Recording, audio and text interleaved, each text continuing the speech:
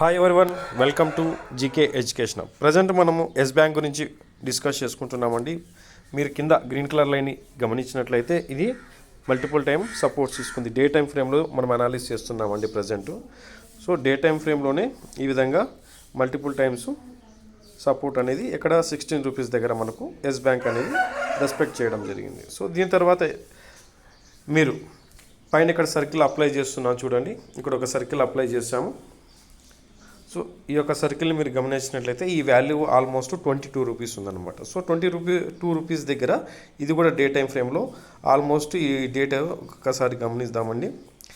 12 మే, okay, 12th మే నుంచి ఇప్పటి వరకు కూడా ఈ యొక్క వాల్యూని అప్ సైడ్కి బ్రేక్ ఇవ్వలేదండి. 12th మే నుంచి కూడా ఈ యొక్క రెసిస్టెన్స్ని రెస్పెక్ట్ చేసి ఇప్పటి వరకు 12th మే నుంచి ఆల్మోస్ట్ ప్రజెంట్ ఈరోజు చూసుకున్నట్లయితే జూన్ 1 ఇప్పటి వరకు కూడా బ్రేక్ అయితే ఇవ్వలేదు. అలా అని చెప్పేసి ట్రెండ్ డౌన్ సైడ్ కూడా ఫాల్ అవ్వలేదండి. ఈ విధంగా ఏమైంది, ట్రెండ్ స్పీడ్గా డౌన్ సైడ్ కూడా ఫాల్ అయితే అవ్వలేదు.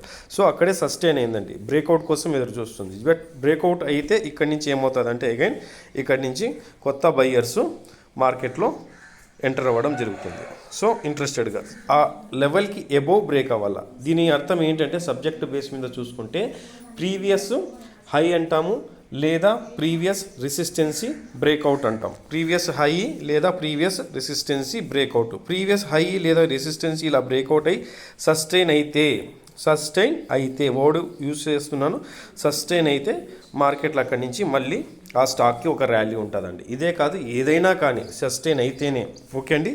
దీని తర్వాత నెక్స్ట్ లెవెల్ గమనించినట్లయితే ఆల్మోస్ట్ 27 లేదంటే ఇక్కడ కూడా మనం ఒక రెసిస్టెన్స్ని ఫైండ్ అవుట్ చేయొచ్చండి. 25 to 27. సో ఈ విధంగా స్టెప్ బై స్టెప్ వాటికి ఉన్న రెసిస్టెన్స్ని బ్రేక్అవుట్ ఇచ్చి సస్టైన్ అయిన ప్రతిసారి అక్కడి నుంచి ఇంకొక నెక్స్ట్ టార్గెట్కి మూవ్ అయ్యే ఛాన్స్ ఉందండి.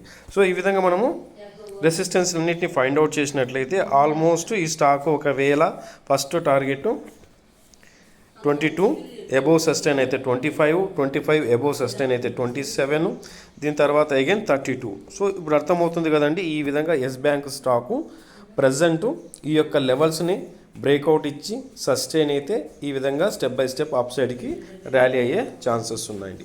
ఆఫ్టర్ 32 తర్వాత ఒకవేళ మార్కెట్ అక్కడ దాకా రీచ్ అయింది అనుకోండి, నెక్స్ట్ లెవెల్స్ ఏ విధంగా ఉంటాయని తర్వాత మనం ఎక్స్ప్లెయిన్ చేసుకుంటామండి. ఇంకొకసారి అండి ముఖ్యమైన పాయింట్ చెప్తున్నాను. ప్రీవియస్ హై లేదా ప్రీవియస్ రెసిస్టెన్స్ ఎప్పుడు కూడా మనకు మార్కెట్ ఆ యొక్క వాల్యూస్ని బ్రేక్అవుట్ ఇచ్చి సస్టైన్ అయితేనే అక్కడి నుంచి అగైన్ అప్ సైడ్కి ర్యాలీ అనేది ఉంటుంది. ఓకే ఫ్రెండ్స్, మనం చేస్తున్న ఇలాంటి వీడియోస్ మీకు నచ్చినట్లయితే ఖచ్చితంగా సబ్స్క్రైబ్ చేయండి, మరింత మందికి షేర్ చేయండి. థ్యాంక్ యూ ఫ్రెండ్స్, జై హింద్.